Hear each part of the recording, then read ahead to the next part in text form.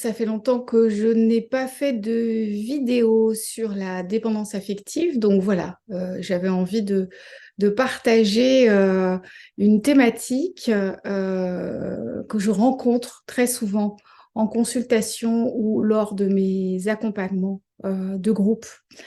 La thématique, c'est pourquoi est-ce que je m'amourache toujours de personnes indifférentes.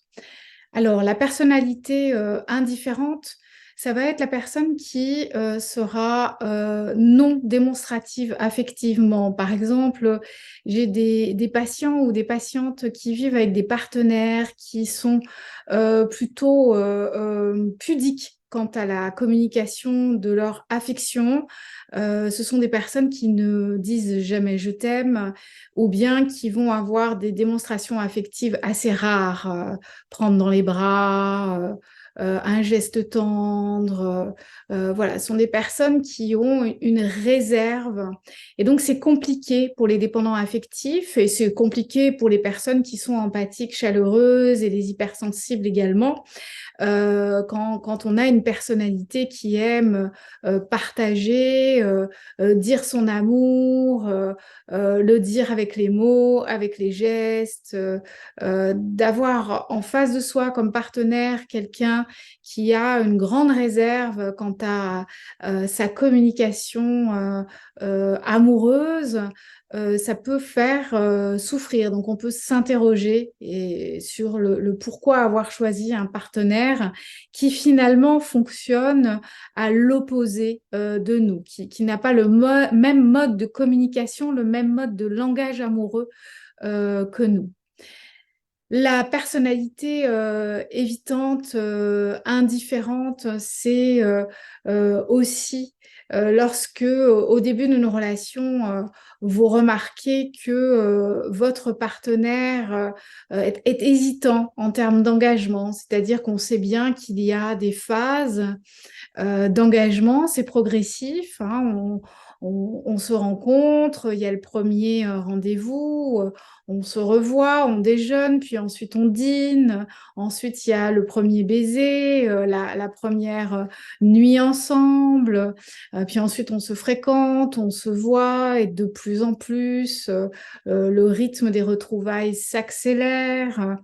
Pendant un certain temps, on va vivre séparément et puis on va avoir envie de vivre ensemble. Et éventuellement, suivant les aspirations, les désirs, les envies, on peut être amené à vivre des engagements comme le Pacs ou le mariage, faire un enfant ensemble, en faire un deuxième, enfin voilà. Donc vous voyez qu'il y a des étapes qui correspondent bien entendu aux normes de notre société, mais qui sont aussi des points de repère. Et chez les personnalités évitantes, eh bien, certaines phases vont durer très longtemps. C'est-à-dire tout ce qui est de l'ordre de l'engagement, ça va être difficile pour ces personnes qui peuvent vite se sentir emprisonnées. C'est bien entendu lié à leur histoire d'enfance, aux modèles parentaux, à ce qui les a marqués et ce qui les a structurés sur le plan relationnel et affectif. Euh, Bien souvent, les dépendants affectifs et les hypersensibles vont s'attacher et s'amouracher de ces personnes indifférentes et évitantes. Et c'est là qu'on peut se poser la question. Certaines personnes me disent, j'aime le challenge, comme si ça venait donner de la valeur que de s'amouracher à une personne qui est difficile à conquérir, comme si ça nous donnait une valeur de s'amouracher d'une personne qui n'arrive pas à s'engager. Et du coup, quand elle va s'engager un petit peu plus avec nous, ça va nous donner une grande valeur. Je pense que ça a un lien avec l'estime de soi, l'amour de soi.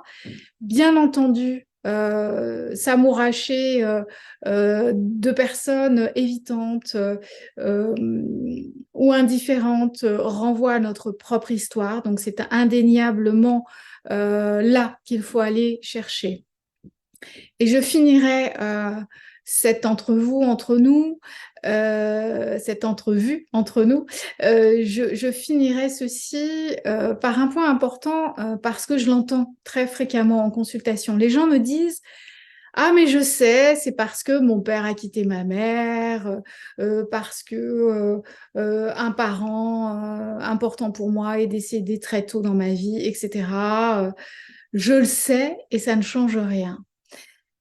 Ce qui est très important, c'est que de ne pas confondre, de connaître la cause éventuelle d'un certain nombre de choses de notre psyché, c'est-à-dire de connaître les événements marquants de notre vie, ne viendra pas forcément entraîner des changements en nous. Pour la simple et bonne raison que si ça reste au niveau du mental, une connaissance intellectuelle de notre biographie, et que ça ne descend pas au niveau émotionnel, au niveau comportemental, que ça ne vient pas déboulonner nos croyances erronées, nos croyances limitantes sur nous, les autres et l'amour et le monde. Si ces prises de conscience ne viennent pas comme un effet domino venir euh, nous libérer de ce qui nous emprisonnait, bien entendu, le comportement sera toujours le même et nous resterons dans nos schémas répétitifs. Ce qu'il faut bien savoir, c'est qu'un travail sur soi, ce n'est pas seulement trouver la cause, mais comprendre aussi toute la chaîne qui s'en est suivie, comment on s'est parfois structuré autour de ça, comment on s'est construit autour de certains événements et apprendre à déconstruire ceci euh, et à découvrir des socles intérieurs et des ressources intérieures qui nous permettent de faire des bons choix, de sortir de nos systèmes de répétition. Et quand je dis faire des bons choix, c'est de s'amouracher de la personne qui va nous donner et à qui on va pouvoir donner un amour qui sera épanouissant et constructif. Un grand merci pour les personnes qui me suivent. N'oubliez pas de mettre un petit cœur, un pouce en bas de cette vidéo. En bas de cette vidéo, vous avez également toutes les plateformes où vous pouvez me retrouver, mon site internet.